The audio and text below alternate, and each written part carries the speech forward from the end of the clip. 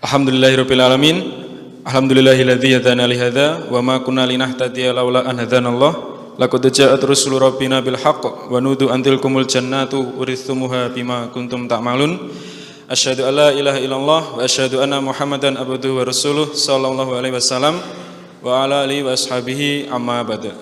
Bersyukur pada Allah yang mana pada pagi hari ini kita dipilih oleh Allah untuk bisa menghadiri pengajian yang mana biasanya di waktu liburan banyak yang menghabiskan waktunya untuk bersantai di rumah dan sebagainya. Saya yakin dari pihak panitia juga pembaca pengumumannya banyak, tapi tidak semua bisa hadir pada acara pada pagi hari ini. Bersyukur sekali karena kita bisa dipilih untuk bisa hadir dan belajar mendapatkan ilmu tentang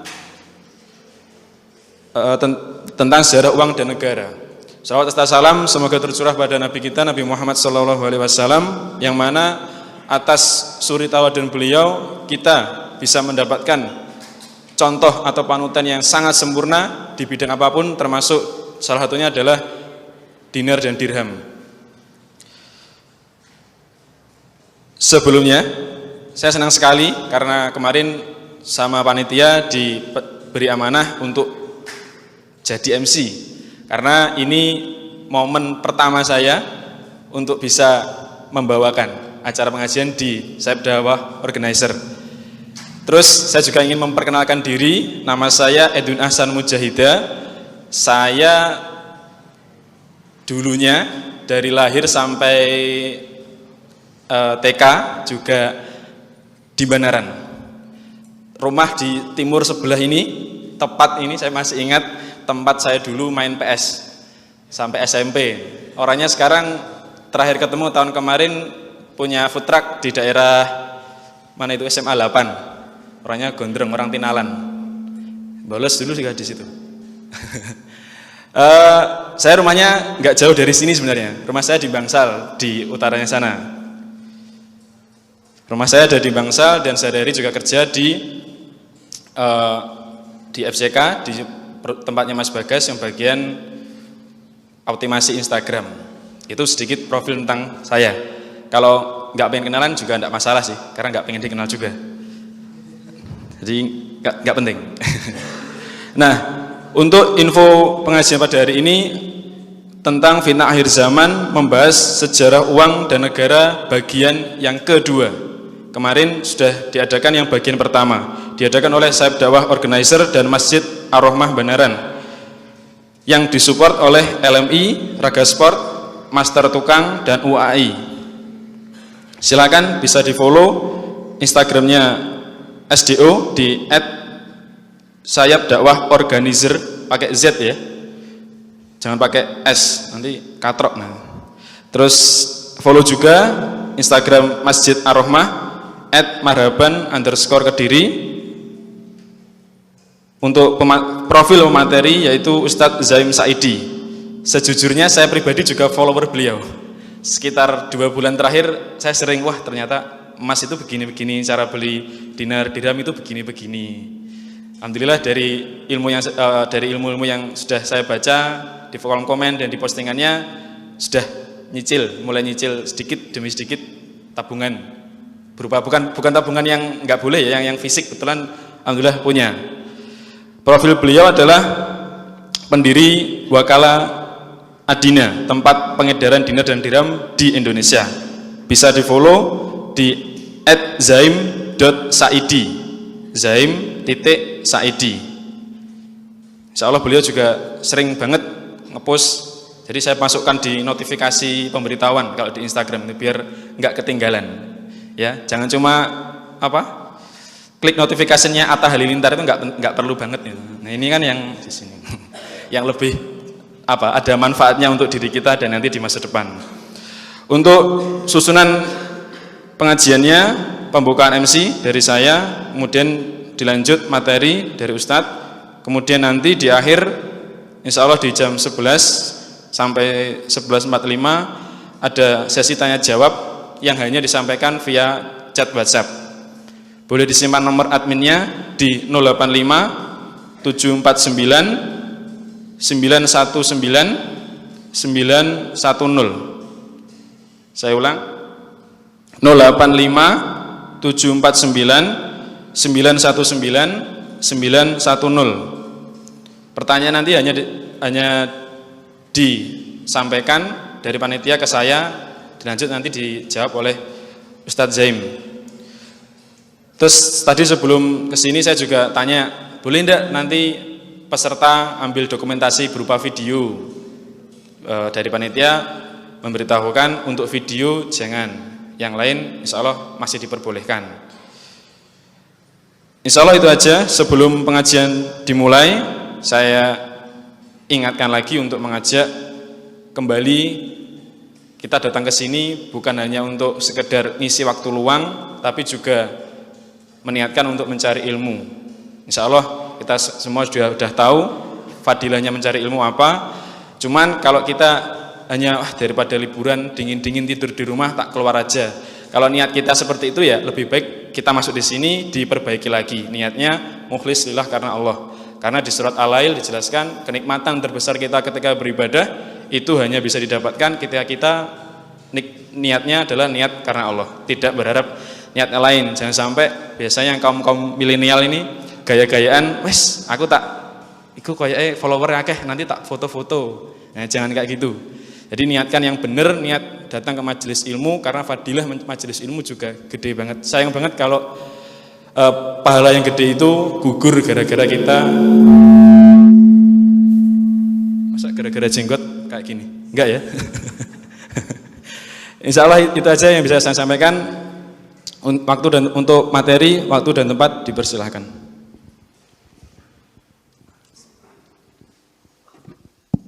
Tes.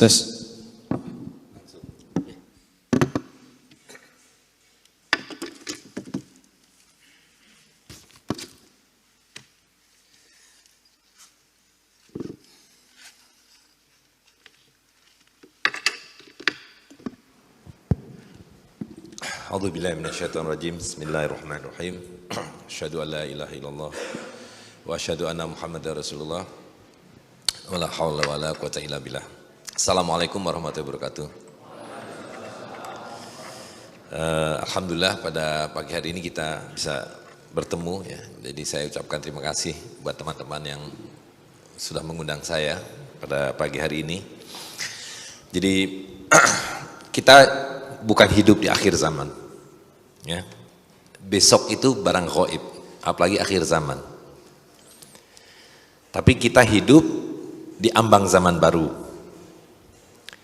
Jadi kita akan menyaksikan, mudah-mudahan dalam masa hidup kita, berakhirnya zaman kezaliman. Dan kita harus menyongsong zaman yang baru, yaitu zaman keadilan dan zaman kemakmuran. Nah, tapi kita tidak bisa jadi penonton. Jadi dalam menyongsong zaman baru itu kita harus berbuat. Jadi Nabi mengajarkan pada kita, tanamlah benih, bahkan kalau Anda tahu besok kiamat, teruslah menanam. Ya. Jadi tugas kita hari ini adalah menanam, menyemai dan menyuburkan zaman baru yang akan hadir itu. Karena apa yang kita lihat hari ini adalah di ambang runtuhnya satu zaman. Jadi one world dying, another being born. Nah, itu kalau dalam bahasa Inggrisnya kira-kira begitu. Nah, jadi judul pembahasan kita hari ini pun adalah runtuhnya demokrasi, di ambang runtuhnya demokrasi. Jadi penanda akan berakhirnya zaman kita hari ini yang kata Nabi adalah zaman ruwabaidoh, ya. Jadi zaman ketika orang-orang yang pembohong itu dipercaya dan orang-orang yang amanah ditinggalkan, dan orang-orang yang tidak layak memimpin menjadi para pemimpin. Nah, itu adalah salah satu ciri dari zaman yang kita hidup sekarang ini. Dan berakhirnya zaman ini berarti juga akan berakhirnya sistem yang sedang berlaku hari ini, yaitu sistem riba. Sistem dalam, kalau di sekolah disebutnya sebagai kapitalisme. Nah, kita mengenalnya sebagai sistem riba. Nah, karena itu saya ingin menjelaskan bahwa sebetulnya sistem di mana kita hidup ini nih sudah berlangsung dari sejak 500 tahun yang lalu, ya. Di mana dulu tetua-tetua kita hidup sesudah menjadi Islam, maksudnya ya, dari zaman abad ke-12 paling tidak yang dicatat sejarah itu di bawah para sultan, di bawah para sultan yang menjalankan syariat Islam, ya. Jadi kita mengenal kesultanan Islam itu dari Aceh sampai ke Raja Ampat di Papua. Nah, itu hidup di bawah para sultan. Nah, lalu masuk abad ke-16 datanglah orang-orang Eropa. Nah, mereka datang ke sini berdagang mula-mula, cari pala, cari lada, cari rempah-rempah. Dan sudah barang tentu membayarnya dengan emas atau perak, ya kan? Karena mereka datang ke sini sebagai pedagang mengikuti hukum yang berlaku di sini. Dan hukum yang berlaku di sini adalah syariat Islam, ya. Nah, jadi kalau kita lihat di Kesultanan di Aceh misalnya, sampai hari ini kita bisa menemukan kitab-kitab hukum yang dulu berlaku. Misalnya Mir'atul Tulab dari Syekh Asingkili.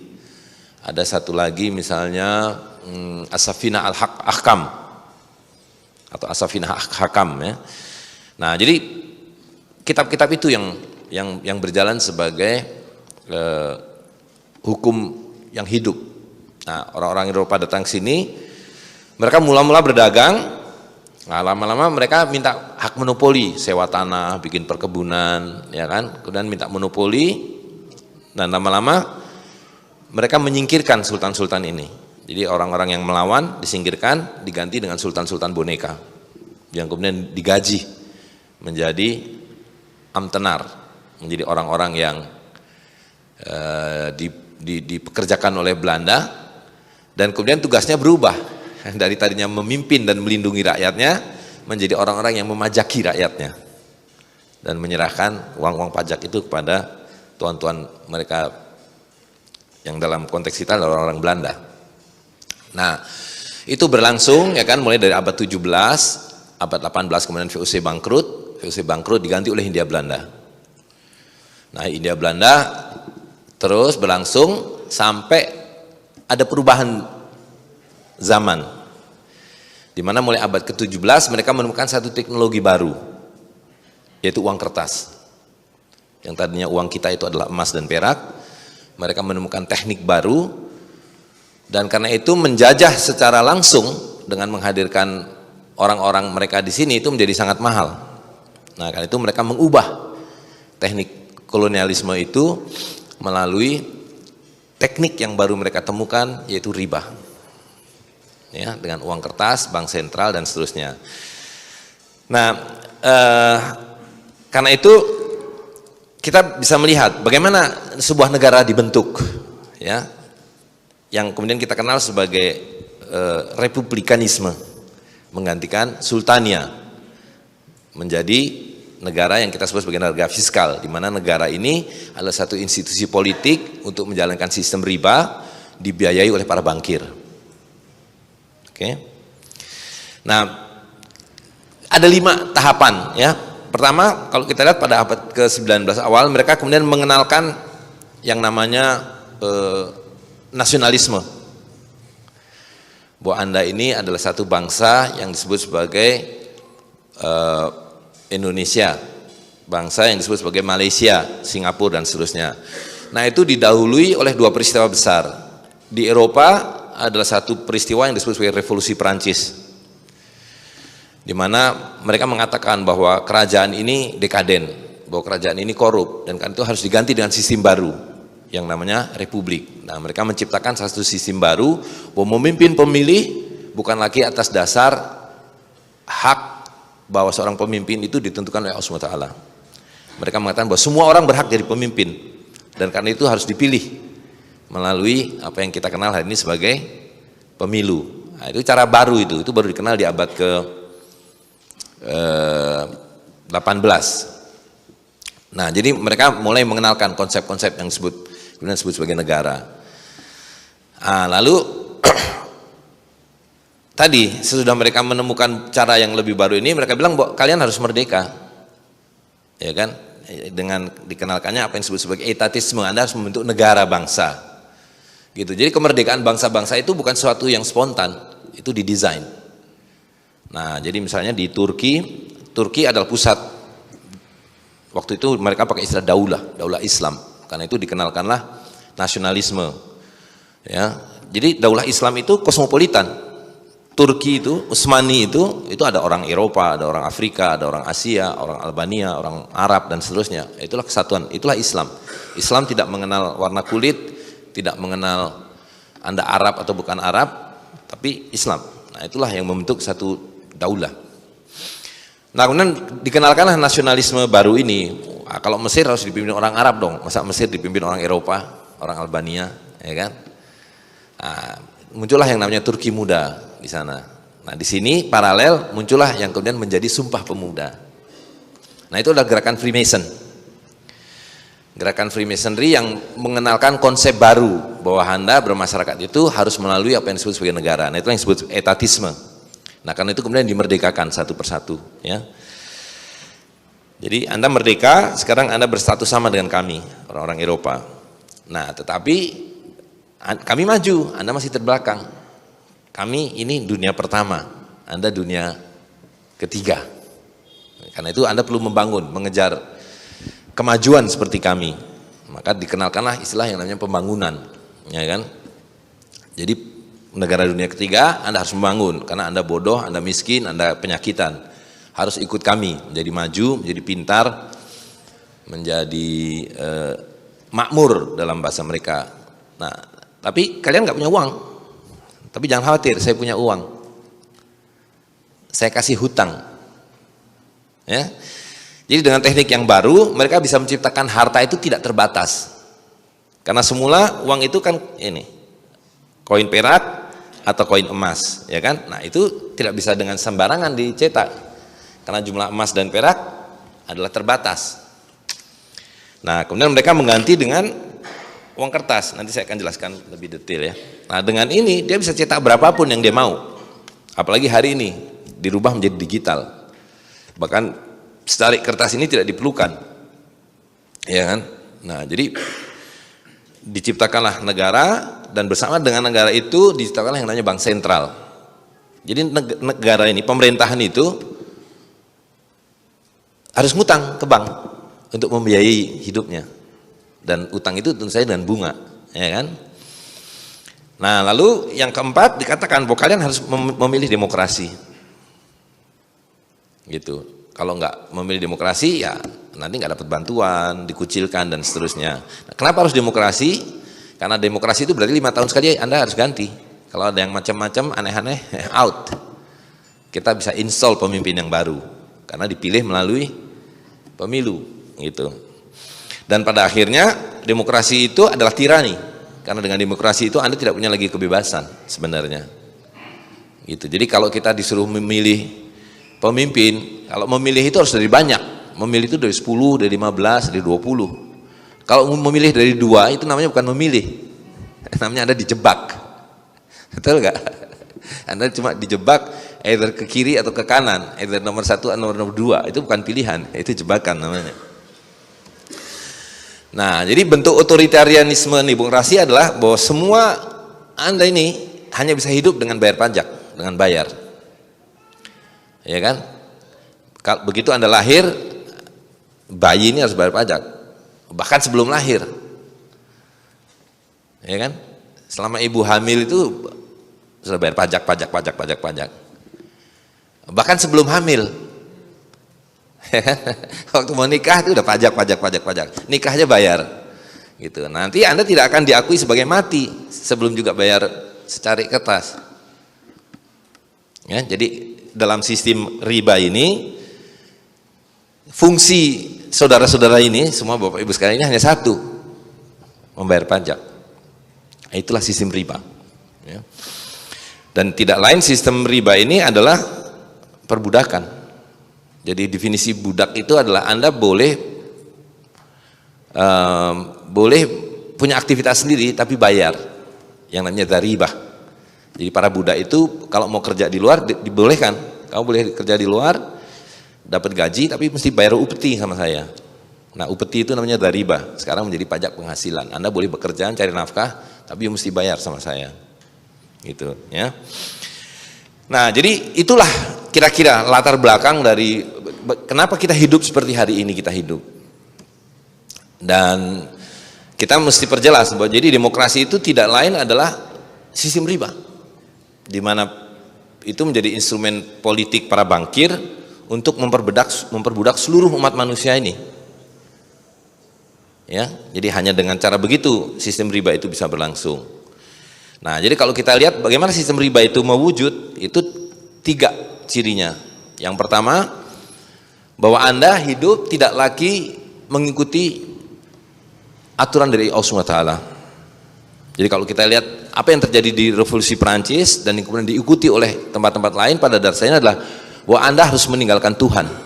Tuhan tidak kita perlukan. Tuhan hanya diperlukan seperti orang yang bikin jam, ya. Jam itu dibuat, kemudian dia akan jalan sendiri, tak tak tak tak tak, jam 1, jam 2, jam 3, jam 4, jam 5. Jadi doktrin bahwa kita dikasih akal oleh Tuhan untuk bisa menjalankan kehidupan kita sendiri. Dan karena itu Tuhan disingkirkan. Ya. Allah SWT disingkirkan, diganti dengan satu dokumen yang dibuat oleh para lawyer, para manusia, yang disebut sebagai konstitusio. Nah, kita mengenanya itulah dasar negara. Jadi itulah awal dari konsepsi bahwa kita tidak lagi perlu hidup dengan hukum dari Allah SWT. Ya. Nah, jadi itu. Nah, yang kedua adalah kalau Anda buka setiap konstitusio itu, dasar negara-negara manapun di dunia ini, mesti ada 3 hal. Pertama, ada yang namanya bank sentral. Yang kedua, dan bank sentral itu berarti dia mempunyai hak monopoli untuk mencetak alat tukar yang kita kenal sebagai uang kertas ini, ya kan? Yang ketiga adalah hutang. Jadi pemerintahan dimanapun di dunia ini, di zaman riba ini, dia tidak bisa membiayai dirinya sendiri. Bukan tidak bisa, tidak boleh.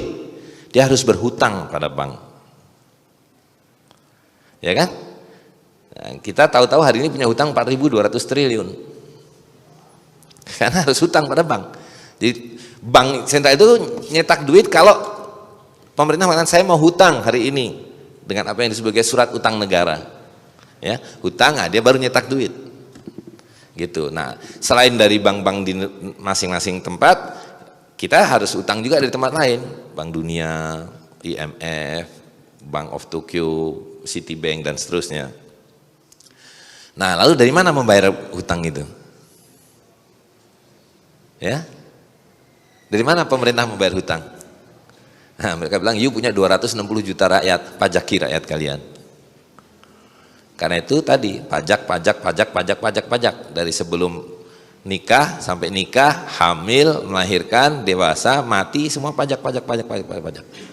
Itulah sistem riba. Ya. Nah, jadi sistem riba itu didahului dengan kata lain oleh apa yang disebut sebagai humanisme, yang sebenarnya adalah ateisme, atau tepatnya kalau dalam bahasa kita ya syirik. Dimana kalau ditanya siapa Tuhanmu, kita masih bisa menjawab Tuhan saya adalah Allah SWT. Betul nggak? Siapa Tuhanmu? Jawabannya Allah SWT. Tapi siapa yang kamu patuhi, siapa yang kamu tunduki, siapa kamu taati, siapa yang kamu takuti? Jawabannya apa? Sesuatu selain Allah SWT. Nah, itulah syirik. Jadi semuanya dimulai dengan syirik. Jadi sistem riba ini hanya bisa berlangsung didahului dengan syirik. Karena kalau tidak musyrik, orang masih akan takut, patuh dan tunduk kepada Allah SWT. Dan kata tidak mungkin riba bisa berjalan. Betul nggak? Karena riba adalah haram. Riba adalah dinyatakan oleh Allah SWT untuk diperangi. Gitu. Nah, saya akan ceritakan lebih detail lagi sekarang, ya. Pada awalnya tadi, ketika belum ada yang namanya negara sekuler humanistik ini, manusia masih percaya pada Allah SWT, ya, dan karena itu dia mesti tunduk pada Allah SWT.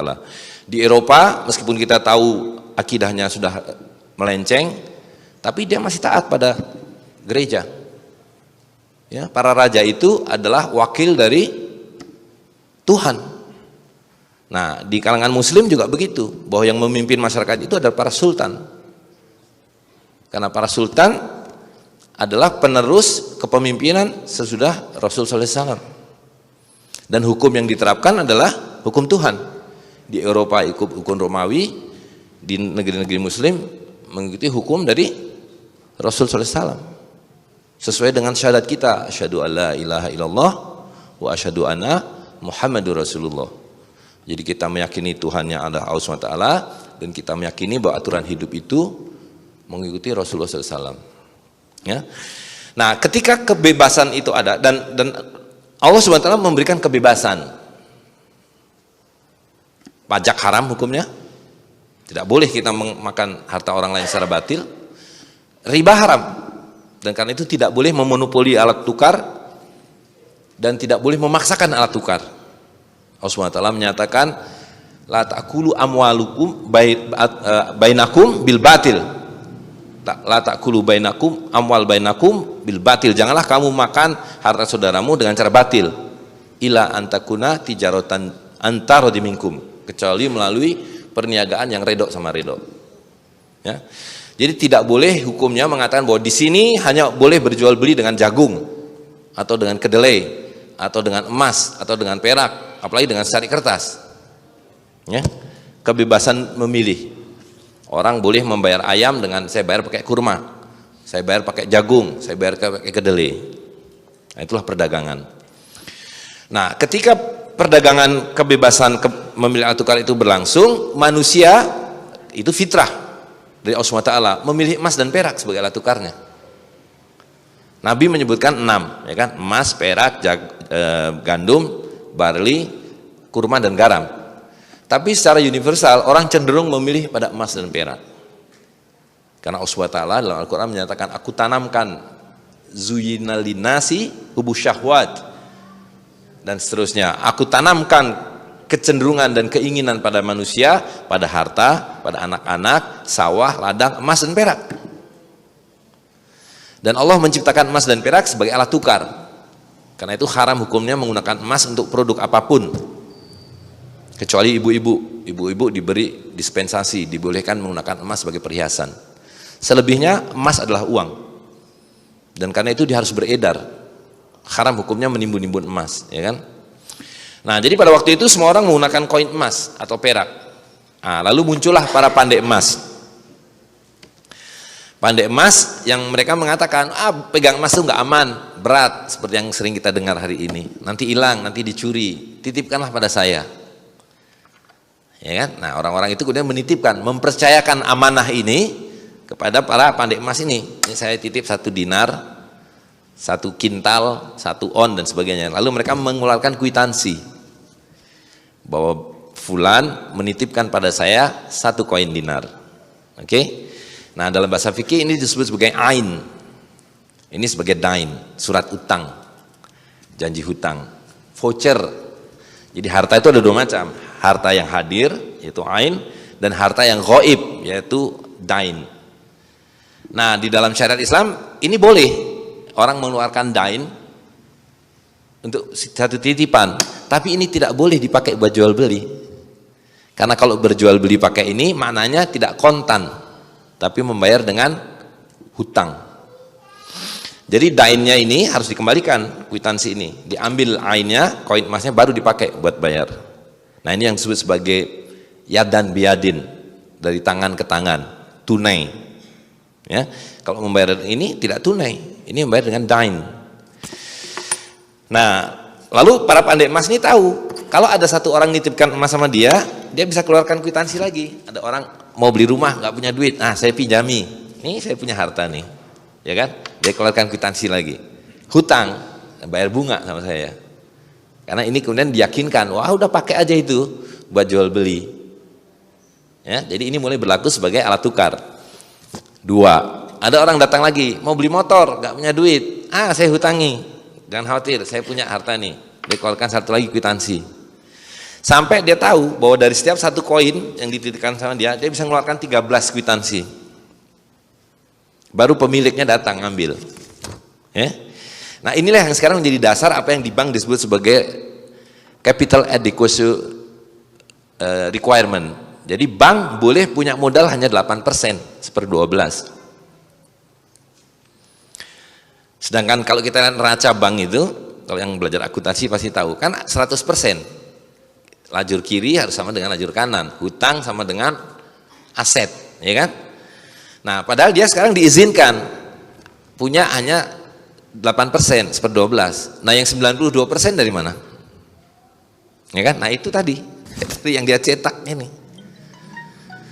Jadi bank itu nyetak uang setiap kali dengan cara membuat orang lain berhutang. Jadi misi bank adalah membuat semua orang miskin. Tidak boleh ada orang yang mampu membeli sesuatu dengan tunai. Supaya untuk membeli apa saja harus ngutang, ambil kredit. KPR namanya, kredit kendaraan dan seterusnya. Dan dia memberikan hutangnya bukan karena dia mengumpulkan uang dari masyarakat terus diserahkan masyarakat, enggak. Dengan cara dia mencetak dari angin. Nanti kita lihat secara lebih detail ya. Nah, jadi 1/13. Nah, lalu ini abad ke 15 ya, menjelang abad ke-16. Tadi itu sebelum kemudian datang VOC ke sini, sesudah teknologi ini ditemukan. Mereka bilang, waduh repot nih kalau ada kwitansi kuning, merah, hijau, biru. Nah, mereka bilang, beri saya monopoli. Jangan ada orang lain mencetak kwitansi tadi. Itu pertama kali munculnya yang namanya bank sentral. Ya, jadi kalau ada orang lain, nih, bapak-bapak bisa nggak membuat ini? Bisa nggak? Bisa, bawa ke tukang sablon, tolong dong sablonin, ya kan? Atau fotokopi berwarna, tolong dong fotokopi ini dilipatkan jadi 100 biji, bisa. Nah, tapi dibilang kalau ada yang bikin ini harus ditangkap polisi, dibilang memalsukan uang, kecuali yang diberi hak monopoli, yaitu perusahaan-perusahaan swasta yang diberi hak bahwa kamu yang saya kasih hak monopoli buat nyetak duit. Nah, lalu kalau saya butuh duit, saya hutang sama kamu. Hebat gak tuh? Jadi saya kasih Anda, tolong bikin monopoli uang dan nanti saya hutang sama sampean. Dan sampean ngasih ke saya beban bunga, ya kan? Tadi itulah negara. Nah, jadi dimonopoli oleh bank sentral. Nah, ketika sudah dimonopoli tentu dia bisa berbuat apa saja. Nah, pada tahun 1929 Amerika mengalami krisis. Krisis besar. Nah, dia bilang seluruh emas rakyat harus diserahkan ke bank sentral. Tidak cuma-cuma, dibeli dengan harga $20 per ounce. Nah, jadi lihat ya, ini adalah the Fed, ini bank sentralnya Amerika. Ini punya beberapa orang aja nih perusahaan swasta yang dikasih hak monopoli. Nah lihat, ini uang tahun 1922. Di situ ditulis $10 in gold coin, payable to the bearer on demand. Maksudnya adalah bahwa kertas itu senilai $10 dalam bentuk dolar emas. Dan harus diserahkan kepada siapapun pemiliknya kalau dia minta, karena fungsi kertas ini hanya sebagai kwitansi, ya. Nah, itu yang sebagai promissory note, surat hutang. Nah, Amerika mengalami krisis, semua emas dirampas, kemudian dilebur. Mereka bilang, lihat, itu tahun 33 kejadian. Tahun 34 dia keluarkan dolar yang baru. Di situ ditulis will pay to the bearer on demand $20. Jadi akan diserahkan kepada siapapun yang meminta sebanyak $20. Apa bedanya dengan uang tahun 22? Hah? Tidak ada lagi emasnya. Tapi mereka bilang jangan khawatir, setiap kali saya mencetak uang kertas ini, saya backup dengan emas. Jadi emas-emas yang tadinya berupa koin milik rakyat itu dilebur menjadi emas batangan. Nah, di situ kita mengenal ada yang namanya LM sekarang istilahnya, yaitu emas batangan, logam mulia, ya kan? Jadi lihat apa yang terjadi, perubahan dua hal. Pertama, emas dan perak yang semula adalah milik rakyat sebagai alat tukar, sebagai uang, itu diambil oleh para bankir, kemudian dilebur menjadi emas batangan, disimpan di timbun-timbun. Nah, lalu yang kedua tadi, bahwa Anda cukup pakai uang kertas ini sudah jadi uang sepenuhnya. Dan kalau kalian mau punya emas, ya boleh, tapi dengan cara membeli, ya kan? Beda dengan semula kan? Semula kita kembalikan kwitansi, emas itu milik kita. Hari ini enggak, emas milik bankir, Anda mesti beli. Dan harganya bukan lagi $20 per ounce, tapi $35 per ounce. Jadi didevaluasi 40%, gitu, ya. Nah, jadi lihat, Model ini kemudian ditiru oleh semua yang disebut negara nasional tadi itu. Karena negara nasional itu di seluruh dunia semua sama. Yaitu Anda punya bank sentral, Anda punya uang kertas, dan Anda punya hutang berbunga. Jadi pemerintahan ini semuanya dibiayai dari hutang. Nah ini saya kasih contoh real, uang Arab Saudi hari ini. Ya kan? Real ini dulunya ada koin perak. Sebanyak 11 gram setiap real. Kemudian tahun 47 kalau nggak salah atau 48 keluarlah yang namanya kwitansi itu, kwitansi real. Disebutnya sebagai voucher haji waktu itu, ya. Bahwa kertas-kertas ini mewakili perak. Nah, hari ini sama dengan yang lain-lain. Kertas itu saja, tidak ada lagi emas atau perak yang menopangnya. Gitu. Nah, belakangan kita tahu itu kemudian diubah lagi menjadi pulsa elektrik. Jadi uang kita hari ini bahkan kertas ini jumlahnya cuma 3%, 97% ada di sini, betul nggak? Kalau listrik mati atau baterai habis, hilang duit kita. Nah, jadi itulah sistem yang berlaku hari ini. Ya, ini saya rasa perlu dijelaskan nggak ya? Waktu kita panjangan ya, tadi katanya sampai jam 11 kan? Nah oke, saya jelaskan aja deh.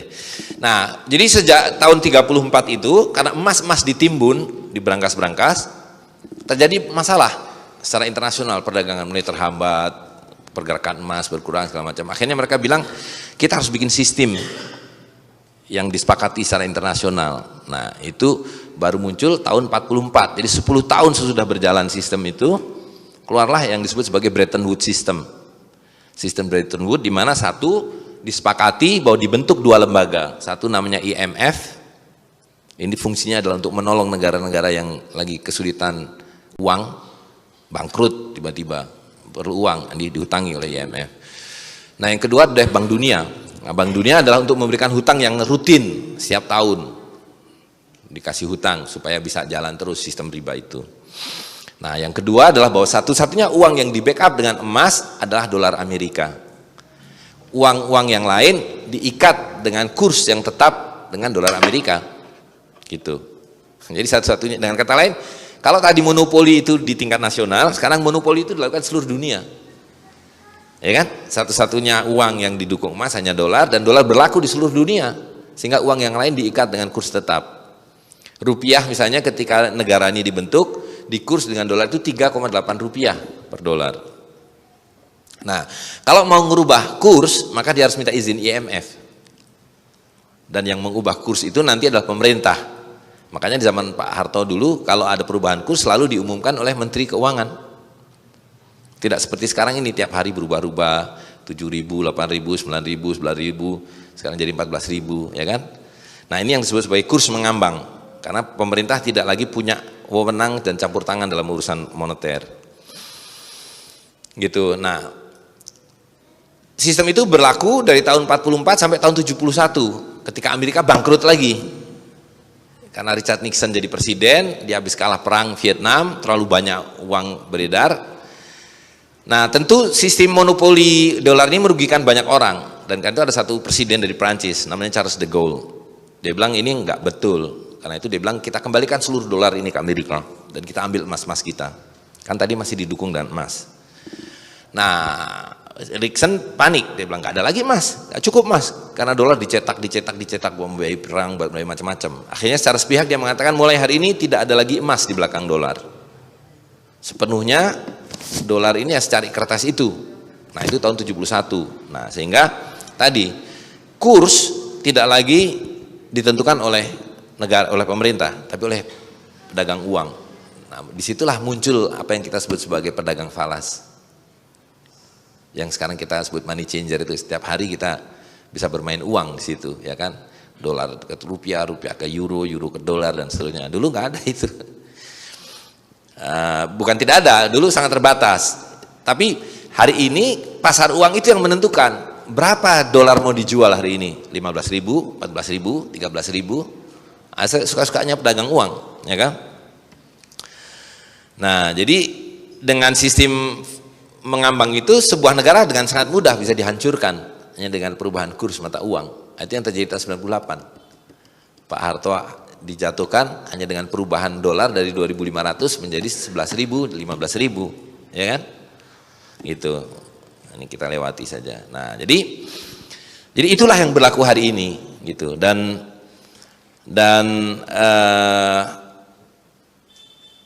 tadi saya ingin menjelaskan sedikit bagaimana uang kertas ini digandakan, ya, dengan adanya bank dan utang berbunga. Jadi kalau ada Pak Abdullah nih punya uang 100 miliar, dikemanakan uang ini sekarang? Kalau Bapak punya uang 100 miliar, dikemanakan Pak duit itu? Taruh di bank. Mereka bilang bank tempat paling aman nyimpen duit, ya kan? Oke. Nah, jadi lihat, pada saat itu bank akan mengeluarkan secari kertas kan? Atau buku tabungan. Bapak punya uang 100 miliar sama saya, tenang aja, ini bukunya. Nah, lalu detik itu juga pihak bank mencatatkan di bukunya bahwa dia sekarang punya uang 100 miliar. Betul nggak? Nah, jadi uangnya ada berapa detik itu? Hah? Ya kan 100 punya Pak Abdullah. Kemudian banknya mencatatkan dia punya uang 100 M. Jadi berapa? Hah? Kok hilang? Kan ini punya 100. Sekarang banknya mencatatkan ada 100. Nah, jadi 200. Nah, lalu tadi itu bank tahu bahwa secara legal dalam bukunya yang 100 ini hanya 8% tadi itu. Berarti dia bisa menggelembungkannya menjadi 100%. Dengan cara, orang-orang kalian kan mau beli rumah nggak punya duit. Datang sama dia, pinjam KPR kan. Nah, dia cetak uang. Katakanlah harus ditahan 10% sebagai cadangan. 90. Ada lagi yang datang, B, nyetak uang lagi 90. Nyetak lagi 90 sampai dia lakukan itu 20 kali. Zaman Pak Sumarin bahkan bisa 50 kali. Karena capital adequacy ratio-nya dibikin cuma 2%. Nah, orang utang kan dengan bunga, katakanlah bunganya 10% di sini. Jadi lihat,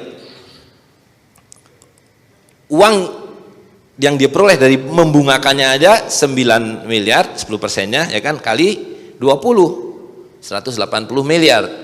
Sedangkan dari pokoknya dia pinjamkan pada orang sebanyak 20 kali 90 miliar. Jadi berapa uang yang tercipta di situ? 1,98 triliun. Padahal uangnya berapa aslinya? 100 miliar. Jadi 1,8 triliun dari mana? Ada nggak uangnya? Nggak ada, ilmu sihir tuh, simsalabim abrakadabra. Karena itu bank-bank itu walaupun sekecil apapun harus dijaga satpam, betul nggak? Kenapa dijaga satpam? Seperti di film-film Hollywood digambarkan bank-bank dirampok. Untuk mengesankan bahwa di situ ada uang. Padahal di situ tidak ada uang. Dan kenapa orang kerja di bank mesti berdasi, wangi, rapi? Kenapa? Hah? Supaya kita percaya.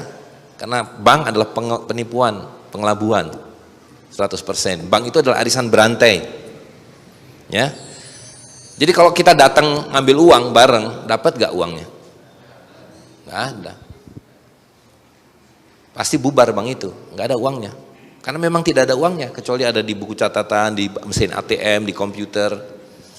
Makanya kalau ada orang ngerampok bank, nggak dapat duit, betul nggak? Paling dapat 100 juta, 200 juta. Tapi kalau dilihat buku banknya, komputernya, miliaran. Makanya dulu ada yang namanya Melinda Deal, kalau nggak salah. Dia yang merampok, pintar dia, ngerampok nggak perlu pakai senjata. Pakai HP dia ngerampoknya, dapatlah puluhan miliar. Karena uangnya cuma ada di sini. Gitu. Itulah riba. Gitu ya. Nah, yang perlu kita pahami adalah kalau uang itu ada 100, kemudian tiba-tiba menjadi seperti 2 juta, apa yang terjadi? Ini uang ini 100 nih, Pak. Ya kan?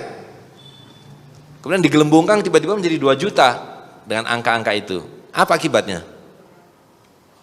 Kalau ini ada dompet 1, ini ada uang 100 ribu. Berapa harga dompet ini? 100 ribu kan? Nah, ini kemudian digelembungkan menjadi 2 juta. Dalam angka-angka saja. Lalu dompetnya kan tetap nih. Jadi sekarang harga dompet berapa? 2 juta. Mereka bilang, nggak apa-apa itu inflasi. Hidup memang harus begitu. Itu penipuan. Inflasi itu tidak ada.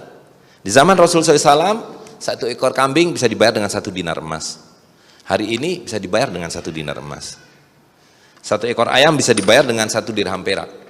Hari ini kita bisa bayar ayam dengan 1 dirham perak. Ya, jadi nggak ada yang berubah pada yang disebut nilai, karena nilai itu yang menentukan Allah SWT. Nah, akibat inilah menjadi rusak. Saya boleh pinjam ada 2 botol aqua atau 2 gelas aqua yang sama persis. Ya. Oke, sambil kita teruskan dulu. Nah, jadi itulah kezoliman uang kertas itu, sistem riba ini ya. Nah, satu lagi yang bagian terakhir yang saya ingin jelaskan adalah bahwa ini kemudian difikskan. Nabi mengatakan akan datang satu zaman di mana kamu tidak akan menemukan satu orang pun yang tidak makan riba. Kuluhum, kata para sahabat, semua. Nabi tidak menjawab semua. Nabi menjawab bahkan mereka yang menolak riba pun pasti terkena. Karena riba sudah menjadi sistem yang saya jelaskan ini, ya kan? Dan sistem ini kemudian dipaksakan lagi supaya Anda yang tidak ikut-ikutan jadi terlibat, jadi ikut bertanggung jawab melalui apa yang disebut sebagai utang negara tadi itu. Jadi lihat ya. Nah, jadi konstruksi negara ini tadi dengan bank sentral, uang kertas, hutang publik atau hutang negara, ya kan? Nah, lalu kan pertanyaannya pertama adalah buat apa saya ngutang? Kata para bankir, ya kamu kan bisa bilang bahwa kamu harus bikin jembatan, bikin pasar, bikin terminal, bikin pelabuhan, dengan kata lain pembangunan. Oh, gimana caranya? Diajarilah membuat APBN, ya kan? Dikirimlah orang-orang terbaik diajari ilmu riba ini di Harvard, di Berkeley, di Chicago. Nah, pulang-pulang dibikinlah satu struktur, ya kan? Nah, lalu pertanyaan terakhir, lalu bagaimana kami membayar hutang kami? Nah, tadi itu kalian punya 260 juta rakyat, pajaki rakyat kalian. Pagi, petang, siang, malam, sebelum tidur, bangun tidur, pajaki rakyat kalian. Jadi pajak itu. Nah, jadi kalau kita lihat di situ ada 2 bagian, ya kan? Bagian pertama adalah yang disebut negara nasional itu. Karena itu Anda harus dengan demokrasi, Anda harus dengan konstitusi, Anda harus dengan bank sentral, dengan uang kertas dan seterusnya. Lalu mengambil APBN, mengambil hutang dari bankir internasional. Nah, ini nggak bisa tersentuh ini, oligarki bankir ini, ya kan? Mereka nggak ganti-ganti. Itu anak beranak itu dari bapaknya, dari kakeknya, anaknya pada cucunya, cicitnya dan seterusnya. Nah, jadi wilayah nasional itu adalah wilayah demokrasi yang hanya menyerap hutang dari bank, menghabis-habiskan, dan kemudian mencicil dengan cara memajaki rakyat. Nah, inilah sistem riba yang berlaku, ya kan? Dan sekarang kita hutang sudah 4.200 triliun katanya. Padahal waktu negara ini diproklamirkan mereka nggak punya hutang, 0. Hutangnya 0. Sekarang 4.200 triliun, maka tadi ya, Anda sebelum lahir, hamil, lahir, dewasa, mati, semua pajak. Nah, coba ini ambil satu contoh ya. Dulu kan kakek-kakek kita itu kalau punya tanah, wah ada 10 hektar, 8 hektar, 5 hektar, ya kan? Rumahnya 1.000 meter, 2.000 meter, 3.000 meter. Nggak masuk akal punya rumah kok 21 meter atau 36 meter. Itu mah kamar belakang doang sama dapur, kamar mandi gitu. Nah, tapi dengan sistem riba ini Anda nggak boleh punya tanah, atau kalau punya tanah, waduh susahnya setengah mati karena Anda harus bayar pajak, betul nggak? Jadi tanah ini dipakai nggak dipakai, produktif tidak produktif, bayar pajak. Nah, kemudian selama pakai itu dipajaki, dan kalaupun dijual, nah dijual pertama Anda sudah tidak boleh menggunakan apapun, nggak boleh Anda jual tanah dibayar pakai padi, dibayar pakai beras, dibayar pakai jagung, bayar pakai ini, betul nggak? Nah, kemudian sebelum mendapatkan ini, Anda bekerja, terima gaji, udah dipotong dulu 25%, 30%, namanya pajak penghasilan. Nah, uang yang kita bawa pulang itu yang sudah dipotong 30% kita pakai buat beli tanah tadi itu. Waktu beli tanah dipajaki lagi. Berarti dipotong lagi duit kita. Pajak jual beli tanah berapa persen? 10%, ya kan? Tinggal 60%. Nah, waktu punya tanah dipajaki terus setahun sekali. Duitnya keluar lagi, tinggal berapa persen, ya kan? Kemudian dipakai, mau dibikin rumah, pajaki lagi. Anda nggak boleh bikin rumah kecuali bayar. Namanya izin membangun. Begitu sudah selesai rumah, pajaki. Yang tadinya pajaknya cuma tanah doang, sekarang ditambah dengan pajak bangunan. Ah, satu saat mungkin Anda jual. Begitu dijual, pajaki lagi, kena pajak penjualan. Begitu terus siklusnya berlangsung. Ini baru satu contoh, baru soal rumah, soal tanah, belum soal makanan, belum soal pakaian. Semua pajak yang sama. Oh ini, oke. Ya. Nah, itulah sistem riba. Dan sistem riba ini tidak lain adalah sihir. Allah SWT mengatakan orang-orang yang makan riba tidak akan berdiri dengan tegak kecuali seperti orang-orang yang sakit gila atau kerasukan setan karena sakit gila. Betul nggak? Allah SWT yang mendeskripsikan. Jadi dalam sistem riba ini kita semua dibikin menjadi seperti orang yang sakit jiwa. Sakit jiwa itu artinya tidak ada apa-apa, mengira ada sesuatu. Itu sakit jiwa, betul nggak? Sesuatu yang tidak ada nilainya kita yakini punya nilai. Itu sakit jiwa. Sesuatu yang haram dibilang halal. Innamal bai'u mithlu riba, mereka mengatakan bahwa dagang dan riba sama saja. Allah SWT menegaskan wa halauhul bai' wa harama riba. Aku halalkan dagang dan aku haramkan riba. Jadi mengatakan dagang dan riba sama saja itu sakit jiwa. Wong yang satu halal satu haram kok dibilang sama saja. Tapi itu realitas kita hari ini. Kita semua dibikin sakit jiwa. Ya kan, gambar pati murah, angkanya 1000, dibilang itu cuma 1000, cuma bisa buat beli permen. Tapi begitu diganti gambarnya menjadi Soekarno-Hatta, nolnya ditambah 2 menjadi 100.000. Ya 99.000 dari mana? Ya, dan kalau ini kita belah 2 ini jadi berapa ini Pak? Ini 100.000 nih Pak selembar. Saya bagi 2. Jadi berapa? Rapayu. Kalau aqua ini 1 gelas saya bagi jadi 2. Jadi 2 gelas gini. Masih payu gak Pak? Ada nilainya gak? Nah, itu yang disebut nilai. Itu yang disebut thaman oleh Rasulullah SAW.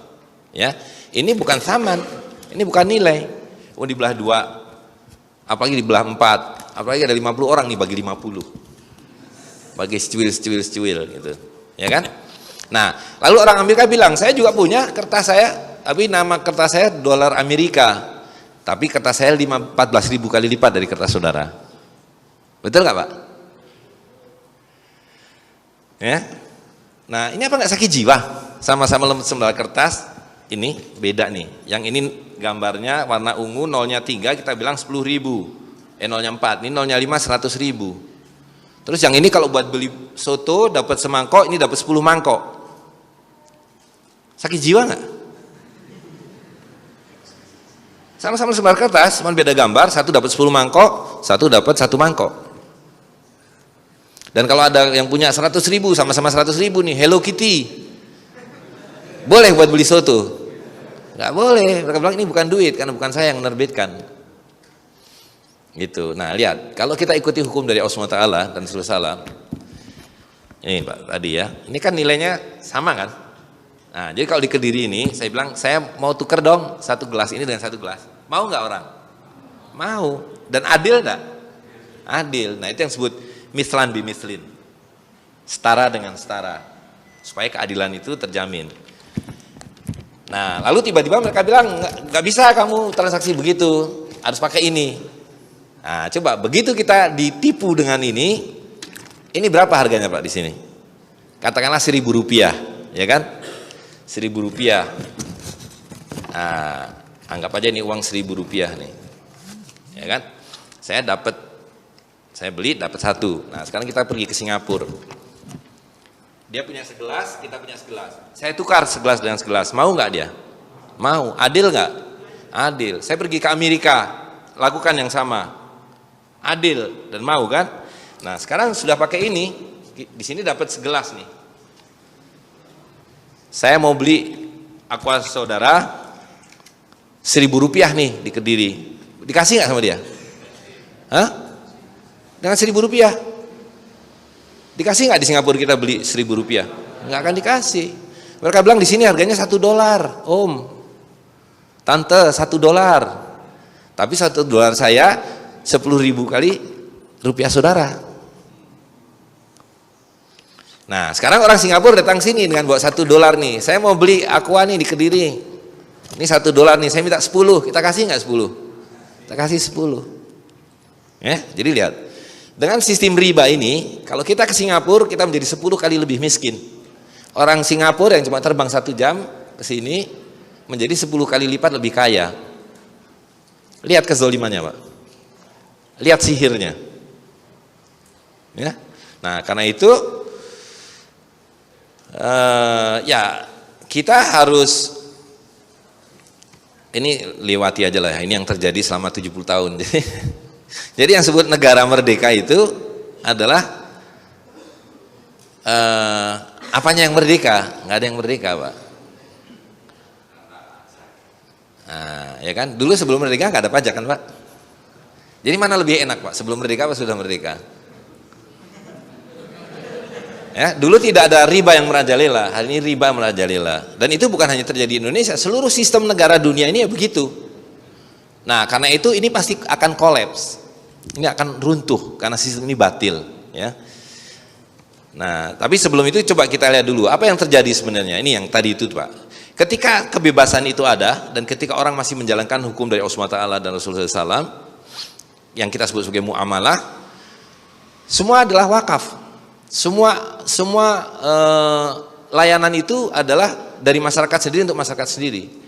Orang mate ya tinggal dimandikan, dikafani, dikubur. Betul nggak, Pak? Sekarang kalau ada orang meninggal bisa begitu? Nggak bisa. Ditanya dulu punya KTP enggak? KTP-nya mana? Kalau bukan KTP sini nggak bisa kubur tempat lain sana. Betul nggak, Pak? Jadi dari wakaf kuburan menjadi dinas pemakaman. Nah, sesudah ditanya KTP-nya, wah ada KTP, bayar iuran nggak tiap bulan, tiap tahun? Nah, hari ini pemerintah sudah tidak boleh. Negara tidak lagi berfungsi menyelenggarakan jasa-jasa sosial. Tidak boleh ada wakaf, tidak boleh ada sekolah, tidak boleh ada rumah sakit, tidak boleh ada yang lain-lain jalan, kecuali bayar, karena diswastanisasi. Jadi di Jakarta tuh ada namanya San Diego Memorial Park. Wah, namanya keren, kuburan maksudnya, Pak. Tapi Anda boleh milih, mau milih yang dekat surga, jauh dari surga, dekat neraka, tergantung harganya. 30 juta, 50 juta, 100 juta. Gitu. Ya kan? Nah, kemudian jalan-jalan atau sekolah. Dulu kalau kita sekolah ke pesantren itu, ke pondok, bayar gak, Pak? Nggak bayar, malah dikasih sarung sama kiainya. Ini sarungnya buat kamu, pecinya, ini Qur'annya. Nah, tapi kamu kalau pagi bantu saya bersih-bersih sawah, ngebon, pelihara ayam, ya kan? Nggak bayar. Lalu jadilah SD negeri, bayar SPP. Nah, sekarang pemerintah nggak boleh itu, Pak, ngasih subsidi, dicabut subsidinya kan? Maka sekolah-sekolah swasta, SPP yang tadinya saya waktu kuliah itu dulu SPP 30.000 setahun. Sekarang SPP anak saya 12 juta setahun. Sama di IPB juga. Itu pun yang jurusan D3. Kalau jurusan S1 lebih mahal lagi. Ya kan? Nah, balai kesehatan juga begitu. Dulu orang ke balai kesehatan ditolongin sama, kalau melahirkan ya kita bilangnya dukun bayi, ya kan? Ya pulang-pulang paling dikasih apalah berkat atau ayam atau apa gitu. Sekarang wah ke bidan, ya kan? Ke bidan 1 juta. Bidan pun dibilang bidan tuh jelek, nggak sehat, nggak bagus, mesti ke dokter. Dokter kandungan sekali. Wah, ciluk keluar bayi 15 juta, 20 juta, ya kan? Jalan juga begitu. Dulu jalan-jalan ini kan wakaf semua nih. Kemudian kita dipajaki, pajak jalan. Sekarang bayar tol, kemana-mana bayar. Dan seterusnya, sumber air juga begitu. Ini mana? Ini nggak masuk akal kalau ada air putih kok dijual pakai gelas begini. Dulu di tiap depan rumah tuh ada Pak kendi, Pak.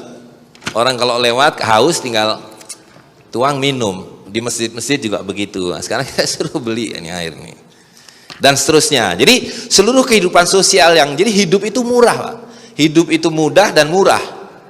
Menjadi sulit dan berat seperti hari ini karena dua hal. Riba dan pajak. Riba dan pajak ini anti kehidupan, melawan fitrah, melawan kehendak Allah SWT. Gitu, yang membuat hidup kita menjadi susah. Nah, jadi ini semua adalah karena dimulai dari ini semua. Tadi yang saya jelaskan dengan gelas itu kan, di kehidupan yang murah itu dikomodifikasi dan dibayar dengan ilmu sihir. Gitu. Bapak mungkin masih ingat yang sudah sepuh. Dulu uang kita itu 1 sen, 1 benggol, 1 ketip. Ya kan? Nah, jadi waktu Indonesia merdeka, muncullah uang Republik Indonesia dan bank sentral kita namanya BNI 46. BNI 46. Nah, dia mengeluarkan uang 1 sen, 1 rupiah, 5 rupiah, 100 rupiah, 600 rupiah. Nggak ada uang 1000, Pak. Karena kalau Bapak punya uang 1000, berarti Bapak sudah kaya raya. Karena mereka bilang setiap 2 rupiah sama dengan 1 gram emas. Tadi janjinya itu begitu, ya. Jadi kalau 100.000 ini, jadi kalau 1 gram 2 rupiah, ini 100.000 berapa gram, Pak?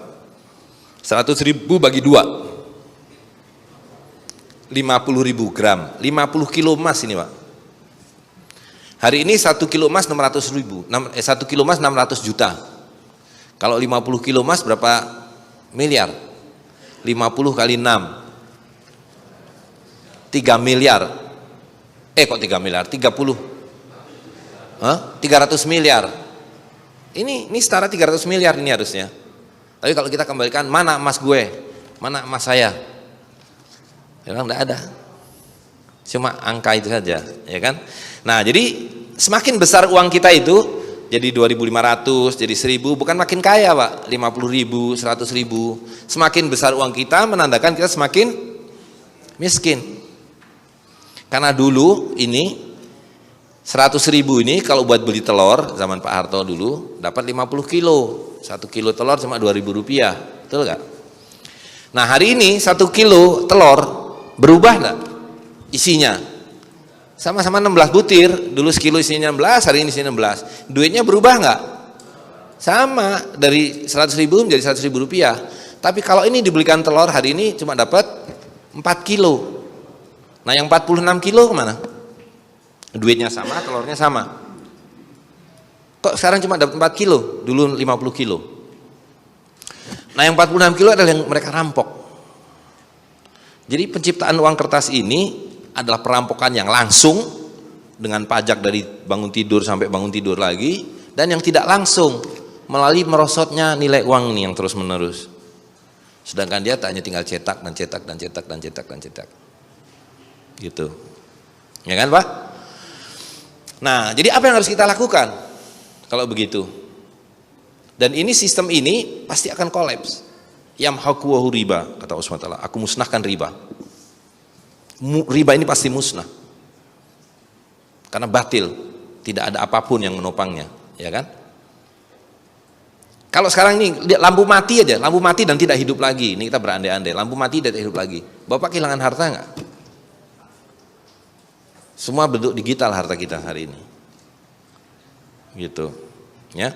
Nah, jadi apa yang harus kita lakukan? Ya kita kembali kepada perintah Allah SWT. Kita ikuti sunnah Rasul SAW. Gunakanlah emas dan perak sebagai alat tukar, sebagai alat jual beli. Jadi kita membalik. Dulu mereka mengambil koin-koin kita, dilebur jadi emas batangan, jadi kertas. Sekarang kita ubah kertas kita ini menjadi koin-koin emas dan perak, supaya emas-emas batangan yang mereka timbun di New York, di London, di Paris itu dicincang-cincang masuk ke kantong-kantong Bapak. Ya kan? Dulu kakek nenek kita duitnya ini bukan? Bukan, duitnya emas, perak.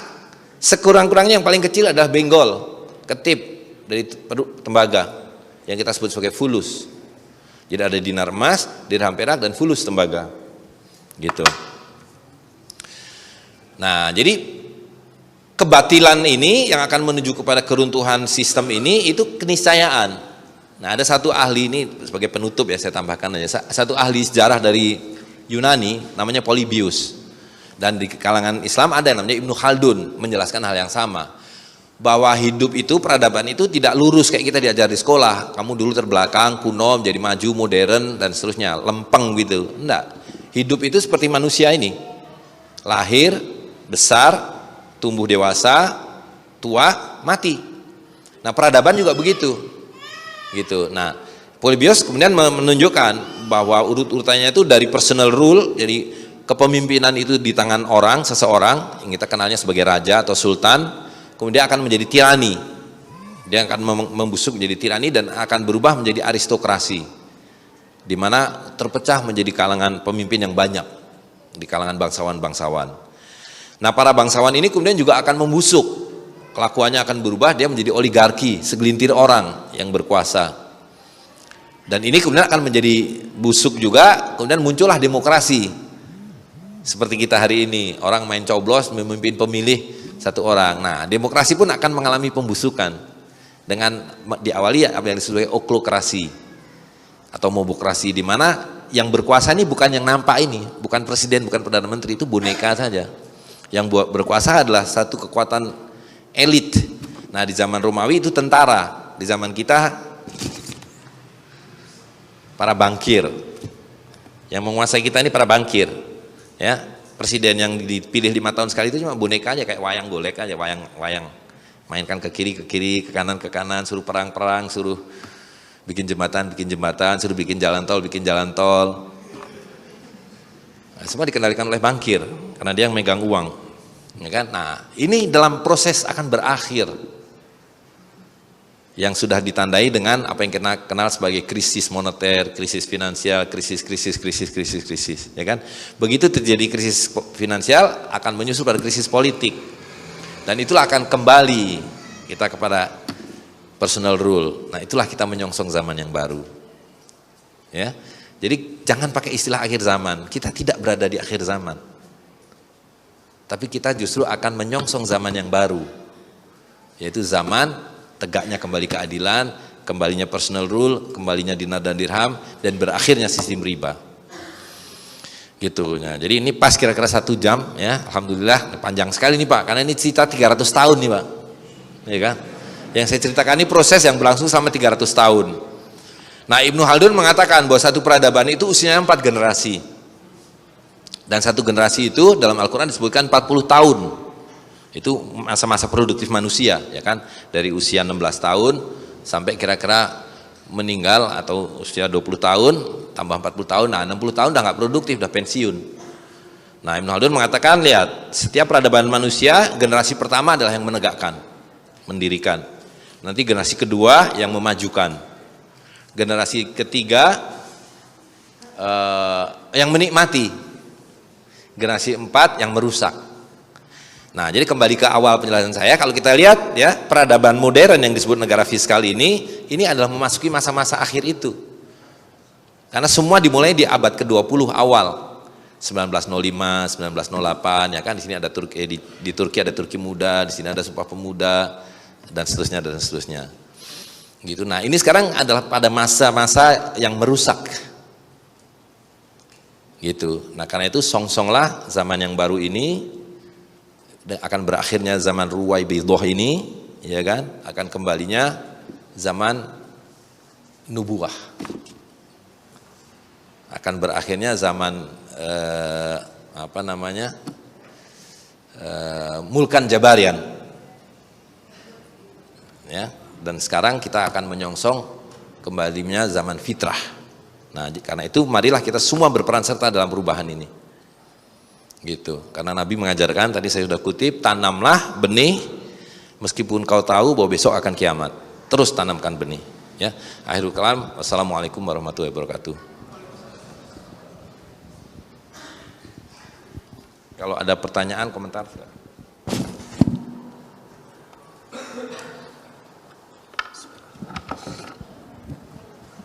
Tes. Terima kasih banyak Ustadz sudah diberikan gambaran tentang cerita 300 tahun yang disampaikan kurang dari 2 jam ya. Singkat ya. Ada pertanyaan dari salah satu jamaah yang hadir. Assalamualaikum warahmatullahi wabarakatuh.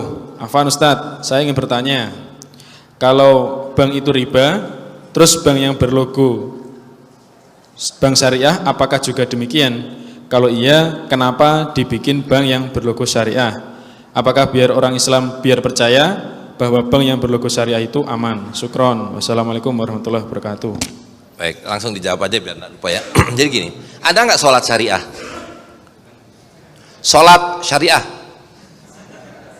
puasa syariah, haji syariah, nggak ada kan?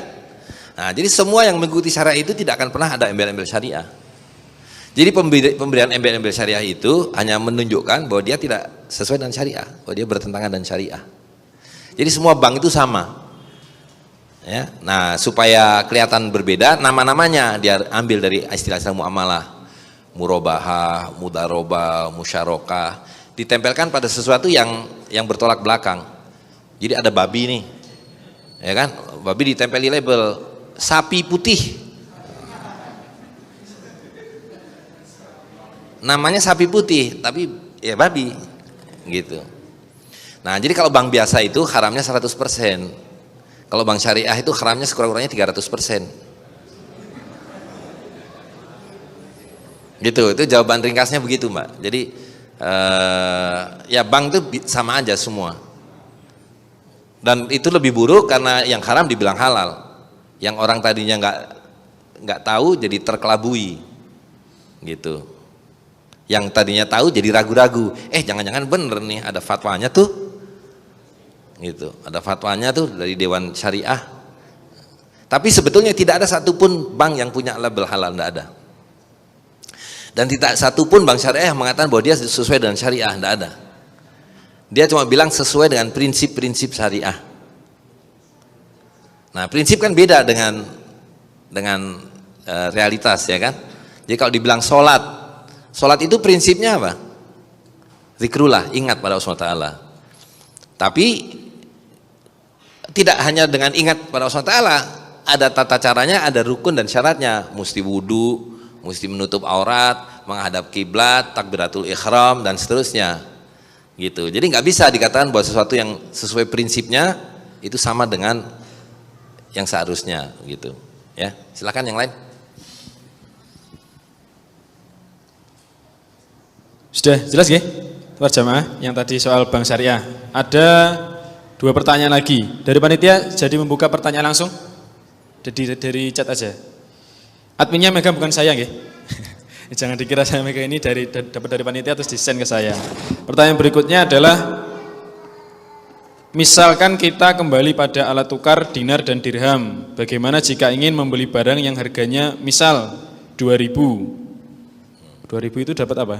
Aqua yang mineral yang berapa itu? 300 yang kecil ya? Aqua botol yang paling kecil. Apakah dengan barter atau ada pecahan yang sangat kecil? Itu pertanyaan yang kedua. Yang ketiga adalah, bagaimana kalau uang kita dalam bentuk Bitcoin atau uang digital? Insya Allah itu yang 3 pertanyaan pada sesi ini. Oke, jadi yang saya jelaskan itu baru 2 alat tukar yang utama, yaitu dinar emas dan dirham perak. Nah, untuk yang kecil-kecil itu ada fulus, koin tembaga, ini fulus namanya. Nah, nilai fulus ini adalah 1/100 dirham. Jadi kalau kita mengenal sen, nah fulus ini adalah 1/100 dirham. Gitu. Jadi kalau hari ini 1 dirham adalah setara 70.000 rupiah, maka 1 fulus ini adalah 700 rupiah. Ya kan? Nah, tapi bedanya adalah kalau emas dan perak ini adalah harta dan uang dan alat tukar. Nah, fulus ini hanya alat tukar saja. Jadi nggak bisa mengumpulkan fulus seperti kita mengumpulkan uang 1.000 rupiah, koin, 1 karung terus beli motor. Nggak bisa. Fulus ini hanya untuk beli yang kerupuk, beli. Jadi itulah yang disebut dengan mithlan bimithlan dan keadilan dalam transaksi. Jadi kalau hartanya besar ditukar dengan barang yang nilainya besar, yaitu emas. Yang hartanya kecil ditukar dengan yang kecil, yaitu perak. Jadi yang menentukan nilai emas dan perak ini siapa? Allah SWT. Nggak mungkin keliru. Nggak mungkin tiba-tiba perak jadi lebih mahal dari emas. Karena Allah SWT sudah menetapkan bahwa emas adalah nilainya besar, perak adalah nilainya kecil. Nah, untuk yang di bawah itu pakai fulus. Tapi fulus kalau mau buat beli motor tidak dilihat bahwa ini 50 fulus terus bisa buat beli ayam. Gitu. Tapi harus ditimbang berapa berat tembaga dan berapa harga tembaga itu. Baru itu nilainya. Itulah keadilan jual beli. Gitu. Itu yang disebut sebagai mithlan bimithlin.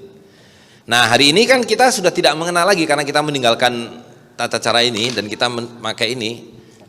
Ini lagi-lagi ini tanda orang gila, Pak. Saya mau beli ini Aqua, katakanlah harganya teh botol nih 5.000, saya bayar pakai ini selembar kertas, ya kan? Selembar kertas, ada satu lagi, nah, saya bayar pakai 100.000, kemudian penjualnya kasih saya teh satu botol, selain saya satu botol dia kasih nih, ini kembaliannya Pak 95.000. 1, 2, 3, 4, 5. Ini 5 lembar aja baru 72.000 nih, masih kurang. Orang gila nggak kita? Bapak menyerahkan 1 lembar, Bapak bisa terima 20 lembar, bisa 80 lembar kalau uangnya 2.000-an, dan 1 teh botol. Gila nggak kita? Ilmu sihir nih, ilmu sihir. Itu. Nah, jadi dalam muamalah itu semua jual beli itu semua uang pas. Ayam 1 dirham, ayamnya gede 2 dirham. Nggak ada kita beli 1 ayam 1 dirham, bayar pakai uang 2 dirham, terima ayam, terus kasih kembalian 1 dirham. Ini haram, ini riba. Karena yang 1 6 gram perak ditukar dengan 3 gram perak, ditambah seekor ayam. Nggak boleh itu.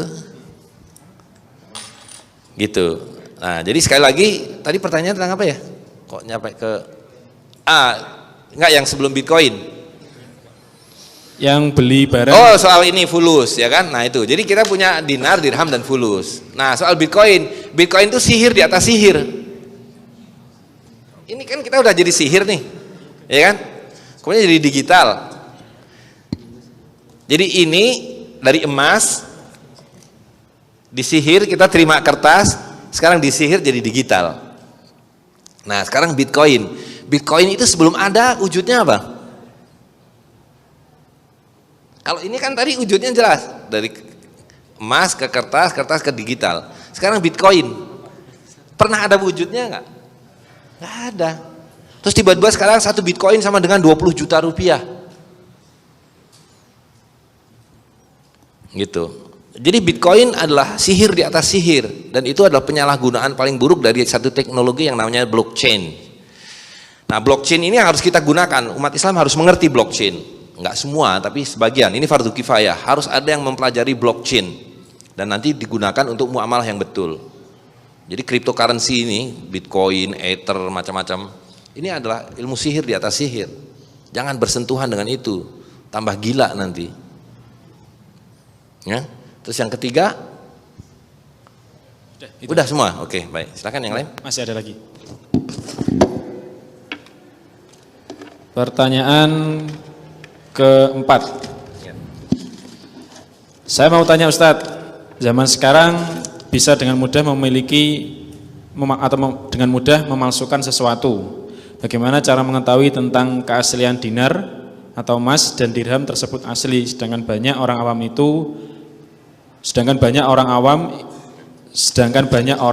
itu awam soal emas dan perak. Jazakumullah khair. Terus pertanyaan kelima, insya Allah ini yang terakhir dari pertanyaan yang dipilih dari panitia. Mau tanya hukum jual beli emas secara online. Emas dan perak gak bisa dipalsu. Gak bisa dipalsu. Kaki bisa dipalsu. Emas nggak bisa dipalsu. Kalau Anda mau masuk emas harus pakai emas juga. Betul nggak? Karena Allah SWT sudah menciptakan setiap benda ini secara unik. Dalam hal emas dan perak, kita mengenalnya dengan berjenis namanya. Nah, lalu dinar dan dirham ini kan koin setipis ini. Kalau Anda punya emas batangan masih mungkin, bukan dipalsu tapi dicurangi kadarnya, disepuh dan sebagainya. Tapi begitu disepuh, Apalagi setipis ini nggak sampai 1 mili koin dinar ini, dengan berat jenis tertentu, beratnya tertentu. Nah, jadi kalau dicampuri bahan lain, perak kah, tembaga kah, kuningan kah, maka dia akan berubah warnanya. Ukurannya juga akan berubah, ketebalannya akan berubah. Nah, jadi begitu Anda punya satu yang asli, kalau ada yang menyimpang pasti ketahuan. Pakai panca indera saja. Nah, tentu kalau mau tahu persis ya ditimbang, ditakar, dilihat kadarnya, dilihat beratnya dan seterusnya. Tapi dengan berat jenis yang sudah tertentu, itu dicampuri perak sedikit, berubah warnanya. Beratnya juga berubah kalau ukurannya sama. Kalau ukurannya berubah, beratnya sama, ukurannya berubah. Bisa diikuti ya. Ya karena ini dimensi. Berat dan volumenya tetap. Gitu. Terus yang kedua tentang beli online. Nah, ini tadi malam juga kita diskusikan di apa namanya? Bukan, satunya lagi Alisa juga. Tadi malam ada 2 diskusi di Fresco itu, ditanya juga. Jadi sekarang ini problemnya begini. Kita hidup dengan cara riba, kapitalisme. Cara berpikir kita cara berpikir riba dan kapitalistik. Nah, lalu sekarang kita dihadapkan bahwa kita harus mengikuti fikih, ya kan? Fikih muamalah dalam hal ini. Maka yang harus kita lakukan adalah kita membaca fikih muamalah, memahami fikih muamalah dalam konteks muamalah. Kalau kita memahami muamalah dalam konteks kapitalisme ribawi ini jadi kacau. Seperti hanya tadi orang-orang yang mengatakan bahwa jual beli emas online itu haram. Sekarang nggak usah online, yang offline aja. Apapun yang kita lakukan jual beli dengan ini haram hukumnya. Ya kan? Ini kan apa ini tadi? Ini harta bukan? Bukan, ini simbol harta nih. Kita ditipu-tipunya. Gitu. Jadi jual beli apapun dengan uang kertas, apalagi uang digital itu haram. Jadi persoalannya bukan di online atau offline-nya. Yang harus kita persoalkan dulu adalah tukarnya, ya kan? Gitu. Nah, tapi kita tahu bahwa ini barang batil. Yang hak adalah ini, emas dan perak. Maka dalam kondisi hari ini wajib hukumnya mengubah yang batil ini menjadi yang hak, yaitu koin emas dan perak. Betul gak?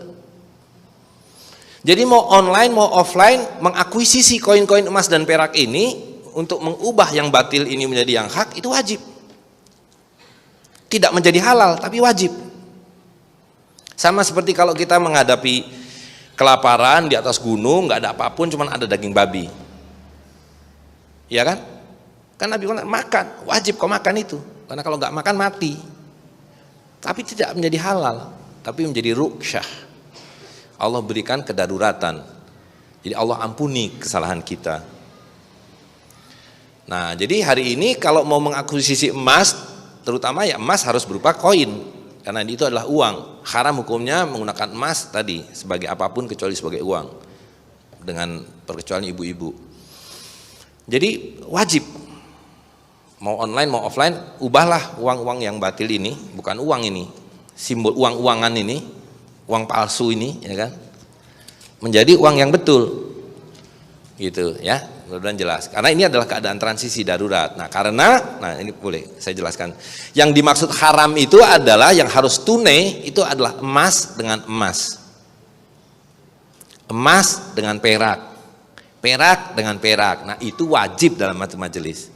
Tidak boleh ditunda, harus tunai. Jadi hadisnya itu begitu, dalilnya itu. Jadi nggak bisa diterapkan untuk online. Emas, bayar online itu dibayarnya pakai apa? Ilmu sihir kan? Itu, ya. Jadi itu hukumnya wajib. Ya, yang lain berikutnya ada lagi? Insya Allah dari jamaah sudah selesai untuk sesi pertanyaannya. Sebelum saya tutup, ini pertanyaan dari saya pribadi.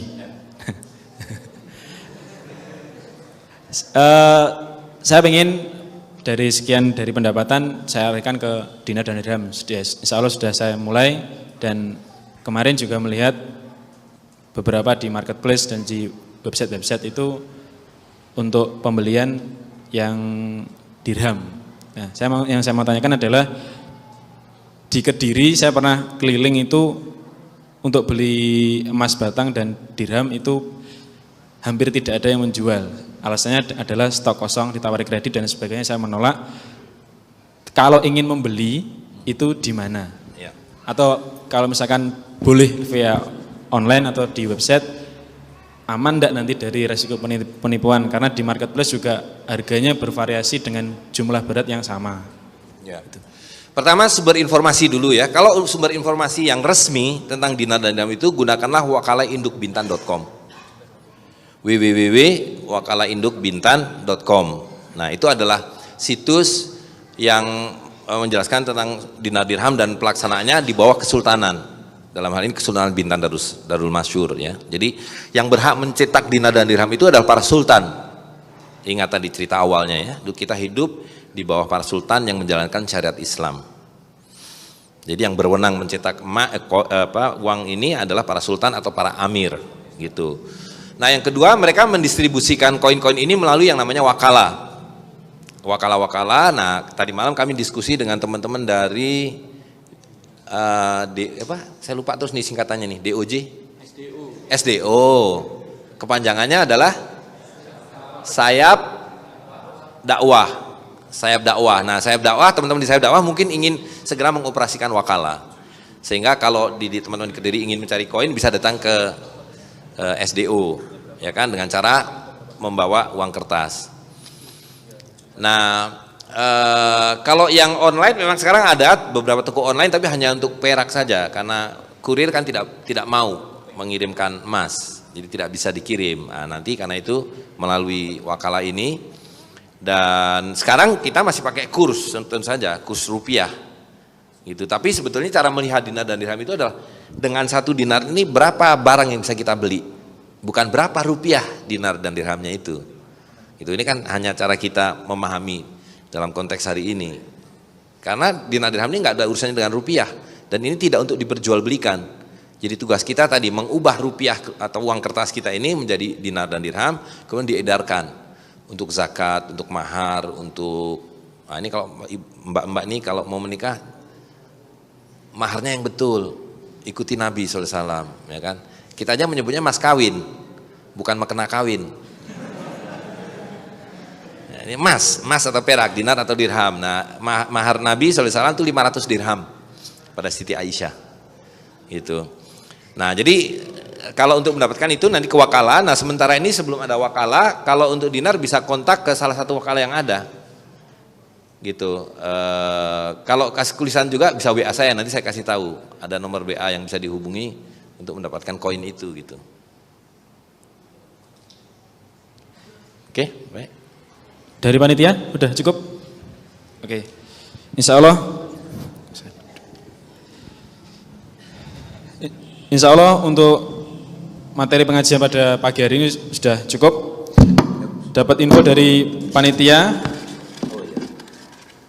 hari ini panitia melayani penukaran dinar dan dirham. Nilai tukarnya satu koin dinarnya 2.650.000. Stoknya kata panitia aman lah. Jenengan mau nukar berapa nanti dilayani. Kalau untuk dirham nilai kursnya adalah 70.000 sebanyak 60 keping 1 gram. Jadi ada 60 gram berarti Mas ya totalnya. 1 graman. 1 dirham itu 2 gram 975. 2,975. Oh gitu. 2,9 ya? 2,75. Jadi saya ulang, nilai tukarnya untuk dinarnya 2.650.000. Kalau untuk dirham nilai tukarnya 70.000. Jumlahnya yang dirham ada 60 keping. Kalau mau menukar hari ini, menghubungi siapa? Jenengan? Bisa menghubungi Mas yang pakai kupluk biru, kaos apa itu namanya? Saya pesan 4 Mas ya. Saya tukar 4. Ada juga setengah dinaran. Oh iya, soalnya pas panitia nggak bawa. 4 nanti untuk istrinya bagi satu-satu. Oke. Yang dulu jangan maharnya mukena sudah terlanjur, sekarang ganti jadi. Ditukar boleh sama mukena 1 kan harganya 70.000, boleh ya? Mas Niam langsung besok jualan mukena langsung kan. Insya Allah itu aja. Terima kasih banyak Ustadz Zaim dan seluruh jamaah untuk penyampaian materinya. Dari panitia apabila ada salah kata, salah ucap, saya mewakili seluruh panitia yang bertugas, mohon maaf sebesar-besarnya. Akhirul kalam, wassalamualaikum warahmatullahi wabarakatuh.